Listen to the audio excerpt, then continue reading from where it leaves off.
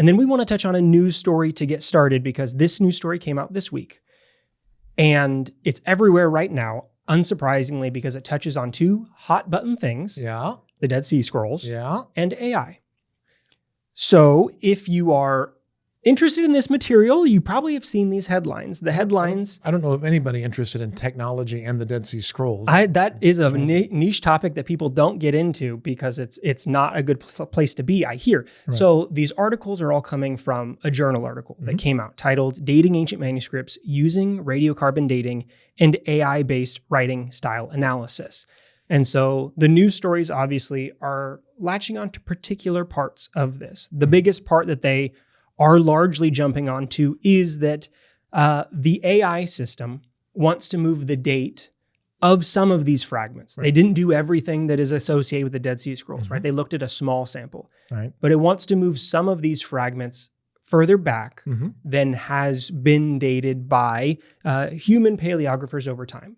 And this is the way they did it. I think explaining their process matters because a lot of the newspapers don't get into it because it's pretty technical. Well, and headlines in newspapers tend not to want to look at nuance or technicalities. Yes. They don't like methods so much as they like quick hit soundbite. The quick hit soundbite of AI redates the Dead Sea Scrolls is understandably especially when the first date didn't go well at all, right? But when they start dating them a second time. So the way they did it, if you want to read the journal article itself is open access. So you can go and read through. I want to say it's like 20 pages long.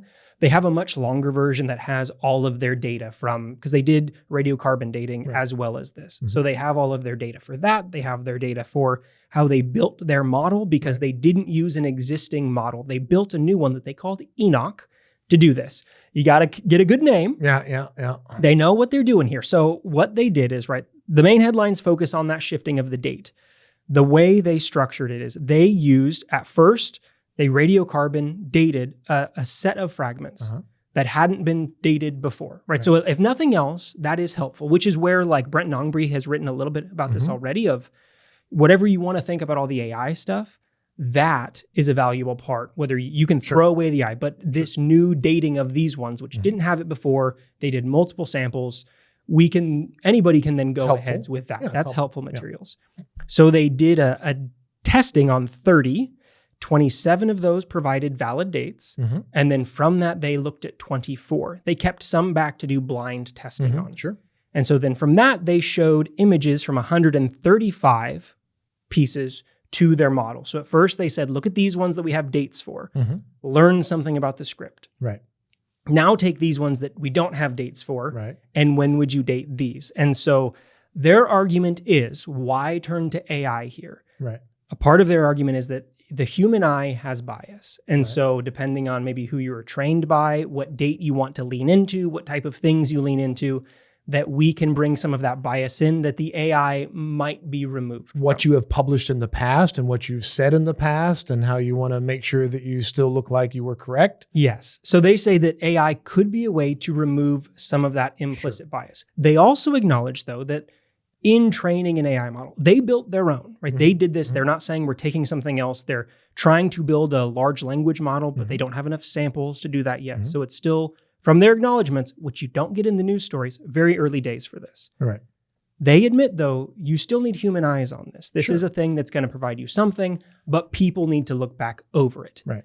Another part that the headlines look over is that there is, in some ways, everything's a range, everything's a date range. Some of the date range goes further back, but there's often times where there's a nice overlap in the ranges between what is kind of the current set date, what does the C14 provide, and then where does the AI sit. So in some places it lines up, in some places it deviates, which is normal. And that's an important point. C14 dates are always, it's never an exact date, it's a date range. And if that date range overlaps with the existing acknowledged date or accepted date, then what you could have is a set of new date ranges that within those ranges are all of the existing dates.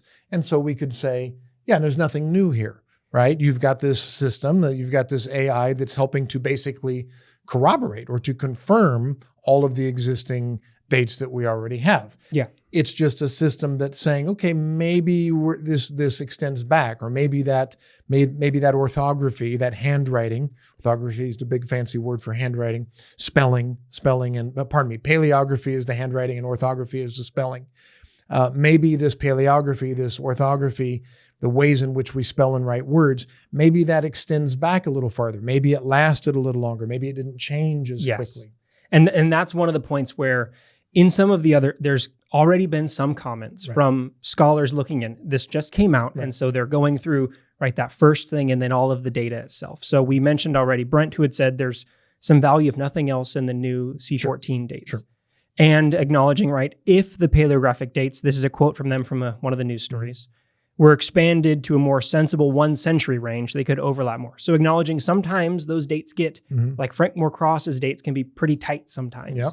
And so saying maybe these should be a little bit Loosened wider, up, which is one of their arguments, that maybe that transition between these types of script are looser. James McGrath had a comment that, this should be, it's interesting, but cautionary reminder that humans need to get involved, look at the data, look at the mechanism itself, because we've seen places where AI can be helpful and places where it can get things, wrong. Christopher Ralston has made a comment as well, looking at some of these and saying, there's places where it disagrees. But again, there's also some of these places where, look, within that range, there's overlaps in these range. So there's going to be the headlines that say AI has redated. AI, I've seen some that's like AI cracked the code of the Dead Sea Scrolls. And those are the sensationalist versions. Correct. But if there's a way that, if you can get the money to do radiocarbon dating by throwing AI in your grant proposal, and then wherever that part goes, I'm not saying that it's just a way.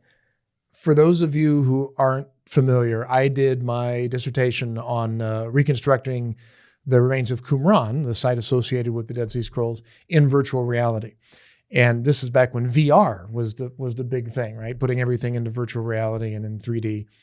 And so I'm quite familiar with the criticisms and the world of using technology. This is back when we called AI technology, right? So and I get that there's a difference, but a lot of what passes for just, we called it digital humanities there for a while. And now we're calling it AI. And if you put the word AI in there, you're going to get the grant. You're going to get the headlines. You're going to get the attention. Okay, so I am quite familiar with all of the academic criticisms, responses, rolling of the eyes of a new approach to the Dead Sea Scrolls, to any kind of technology being brought to a discipline that, let's say, I won't say it's a blood sport. I've always said it's a blood sport, but for an approach that has some pretty strong feelings about the scrolls and the archaeology, things like that. All right. One of the criticisms is that everybody's got an opinion. They do their methodology. You write out your methodology. Here's how we approach this material, and here's our conclusions. And now you're going to bring this new technology in, and you're going to claim that it's an objective. You're going to claim that the computer's doing this, and therefore you're removing the human aspect of it. And you're going to claim that because of that, your new way of doing it is correct, and ours is antiquated, and you're new, and you're going to get all the headlines and all the grant funding and all this stuff. But can you really remove the human aspect of this? And that was always the criticism of my work. This is back in 2007, is you're just using the computer as a tool to get to the conclusions that you want to get to anyway. Mm-hmm. And so one of the criticisms of this group is going to be, these guys wanted these fragments to be older. They wanted to get some headlines. They wanted to get moving things older is always nicer.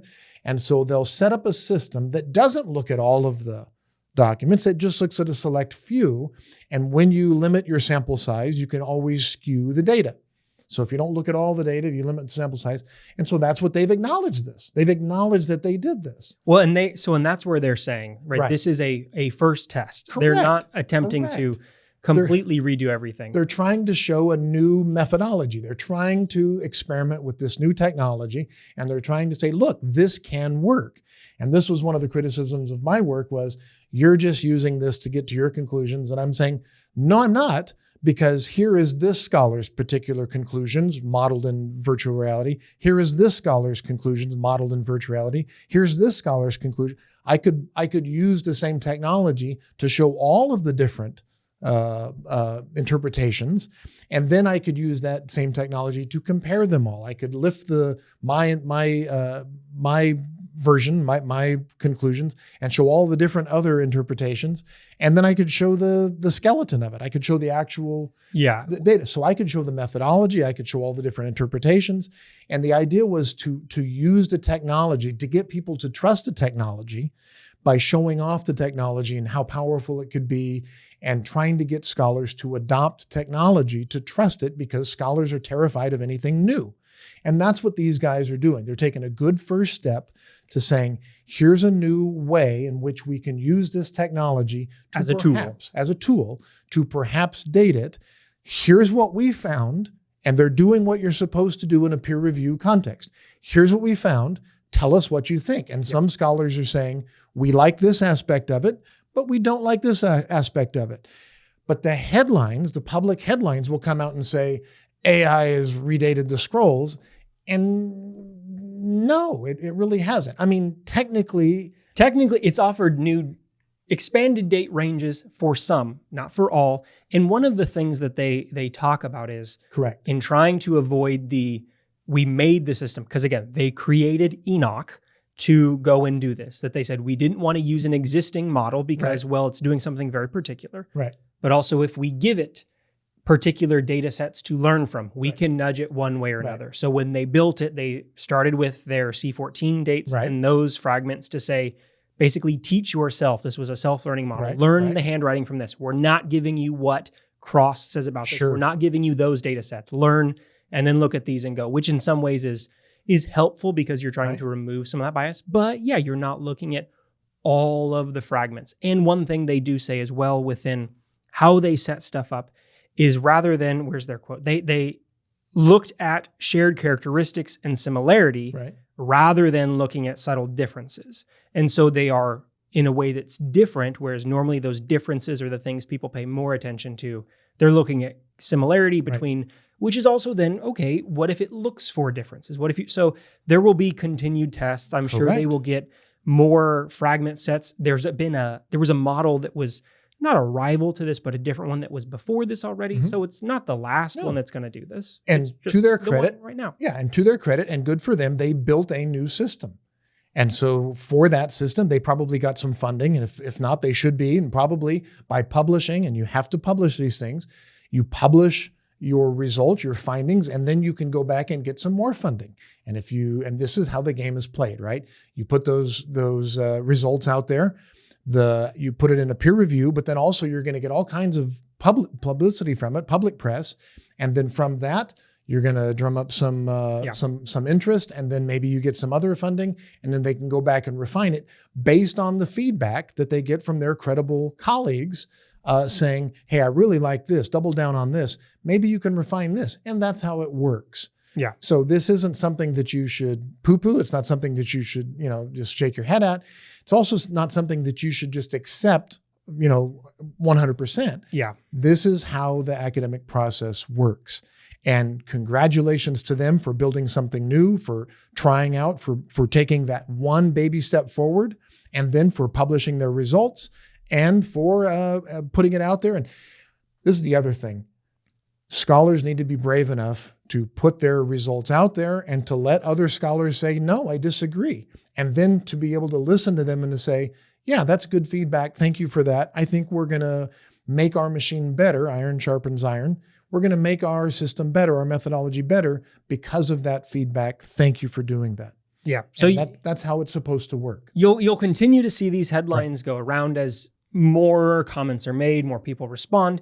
So we wanted to make a quick here's what they're saying right now. Yeah. If wild updates come in the future, we will let you know. But right now, that's where they sit because, this will be, it feels like, the headline that runs for the weekend on anywhere that's looking for something picking up with this. So that's where that sits. And may I please also say, I would so much rather have this kind of good quality